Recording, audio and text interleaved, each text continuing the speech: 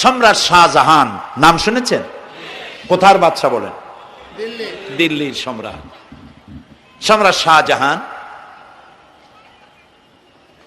পৃথিবী জোড়া নাম তার।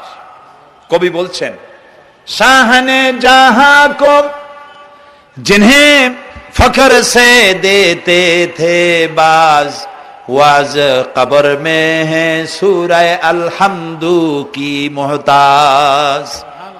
যে শাহজাহানকে কর দিয়া ট্যাক্স দিতে পারলে জনগণ নিজেদেরকে গৌরবান্বিত বলে মনে করত, সেই শাহজাহান কবরে শুয়ে আছে, সূরা ফাতিহার মুহতাজ হয়ে আছে। সুবহানাল্লাহ।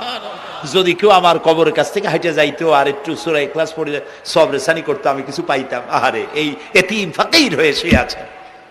এক ফকির দিল্লি ঘুরতেছে। একজন বলছে, ভাই তোমারে তো খয়রাত করে দেখতেছি আমি সেই ছোটবেলা থেকে, খালি তুমি খয়রাত করো।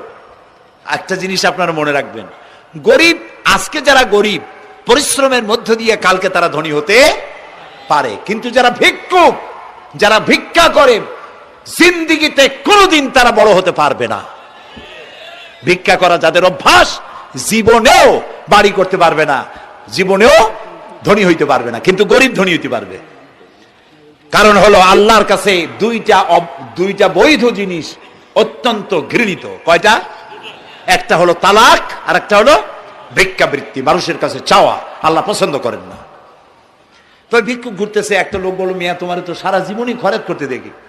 খরচ করবো না, করবো কি? যার কাছে যাই সে দেয় 4 আনা 2 আনা 1 টাকা, এর বেশি তো দেয় না। এই দিয়ে আমি কেমনে বড় লোক হবো? কয় যে তুমি বাদশারে চোখে দেখো না, বাদশারে চোখে দেখো না। কয় বাদশার কাছে কি আমার মতো লোক যাইতে পারে নাকি? কল না, যাইতে হবে, যাও। বাদশা একবার যাবা, এমন দাওয়া দেবে জীবনে আর তোমার খয়রাত করা লাগবে না। পাতি শিয়ালের পিছনে ঘুরে তো লাভ নাই। পাতি শিয়ালে খায় মুরগি, তোমার একটা ঠ্যাং দেবে, দাঁতের খেলালের কাজ হবে না। বাঘের পিছনে ঘোরো, বাঘে খায় গরু আর হরিণ, একটা রান দিলে তুমি 1 সপ্তাহ খাইতে পারবে। কাজে ঘুরতে গিয়েও বোঝা উচিত কার সাথে ঘুরি। তো বলছে বাদশার কাছে যাও।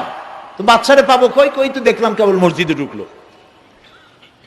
তারপরে ফকির গিয়ে দাঁড়ায় আছে বারান্দায়, দেখে যে উনি বাদশা ভেতরে বসে হাত তুলে আছে ভাবে, আর চোখ দিয়ে পানি পড়ে দাড়ি ভিজে ভিজে পড়তেছে।